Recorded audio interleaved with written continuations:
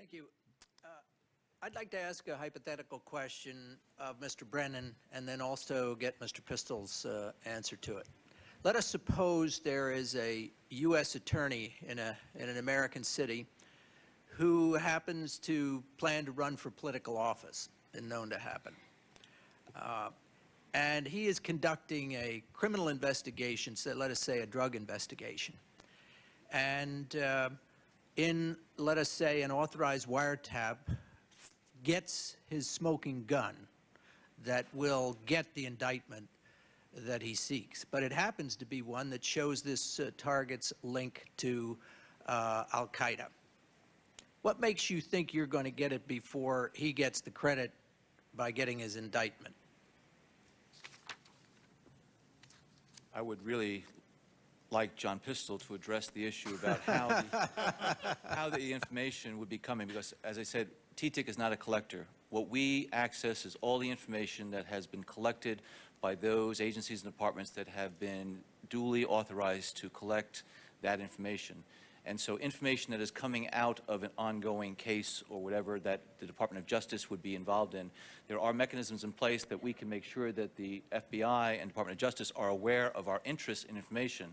But I would defer to John as far as how the FBI, Department of Justice, then would make that information or how it would come up to us. So you have no powers to enforce sharing?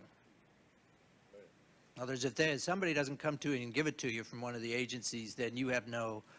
As I said, I can look into John Pistole's electronic communication databases. Anything that comes in from the field to FBI headquarters, we have visibility into that when it comes in. I don't have to rely on John or somebody at FBI headquarters to pass it to us and package it up. We have that real-time visibility into it. So if it, in fact, made its way back from that place, that city, to FBI headquarters, and it was related to terrorism in any fashion whatsoever, we would, in fact, have the ability to see it. Mr. Pistole. Thank you. It's a dynamic that we deal with every day in the course of our investigations, with the focus, the shift being to intelligence collection, analysis, exploitation, and dissemination. A decision is made on a daily basis as to which cases should move forward in which arena. Should it be pursued as an intelligence collection? Should it move into the criminal justice arena? With the simple answer is because the Attorney General and the Director discuss these issues every day, they set the tone and make the decisions as to which cases will move forward on a prosecutive track. And so given the support of the Attorney General and obviously the Director to look at everything from an intelligence perspective, we have a number of ongoing investigations right now that prosecution, even though available, is being deferred in lieu of further collection, exploitation, analysis, and dissemination of the intelligence.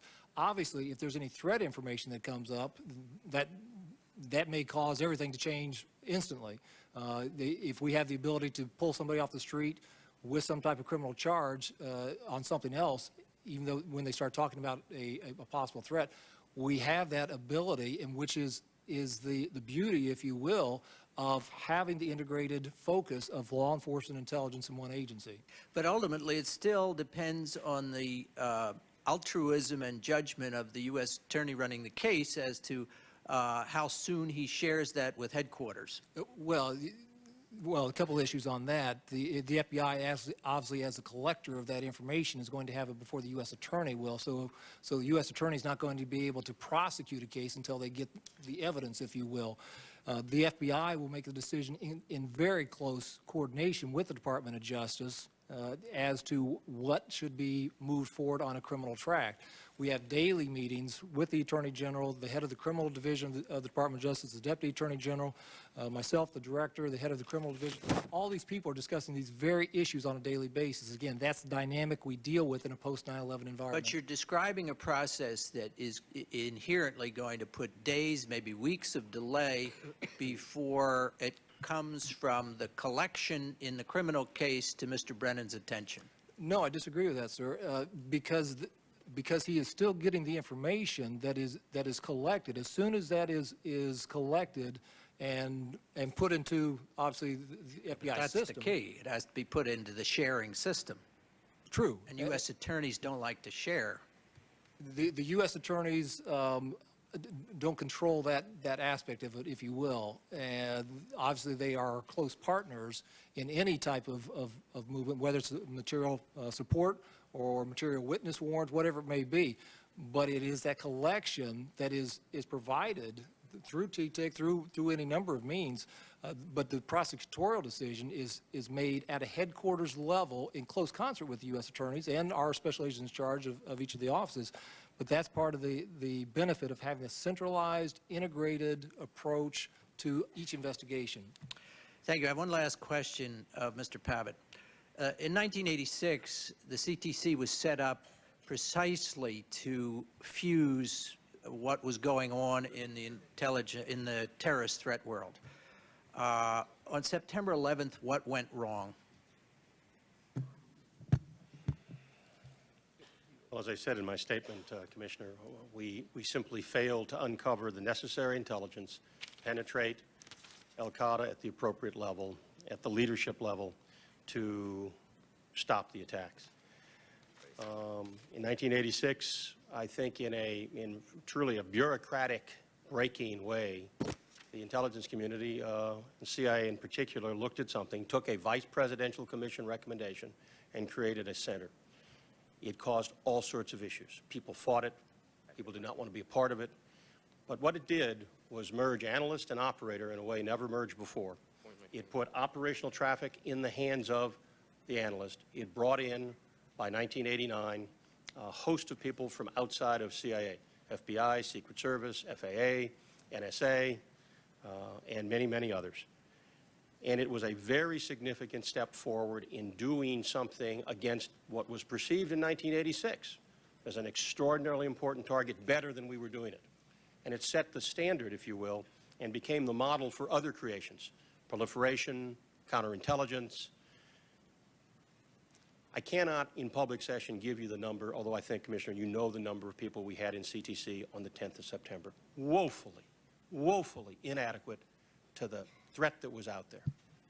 As I've said, it is tripled. It's more than tripled if you count people who are not actually staff officers of CIA or other agencies. We're still struggling to deal with the volume of information that we're receiving. There's nobody who would like to be able to answer your question more definitively than I just have than me. That the reason we failed is because we didn't care. The reason we failed is because we weren't working hard. The reason we failed is because we were not recruiting spies overseas. The reason we failed is because we did not have good technical operations. We were doing all those things. But 19 people, as Commissioner Fielding has said repeatedly, and I think most appropriately, simply beat us, all of us. I believe that CTC was the right model. Given its staffing today, given the kind of dynamic operations and the kind of product that we're producing today, and I mean analytic product as well, we are making significant headways. The 11th was a terrible tragedy. Prior to the 11th, other terrible tragedies were stopped because of CTC. American lives were unambiguously saved because of what they did. And let me make sure that I don't just put this on CTC's shoulders. CTC is an operational / with analytic capability organization, but it is also something which all of my stations and bases around the world support.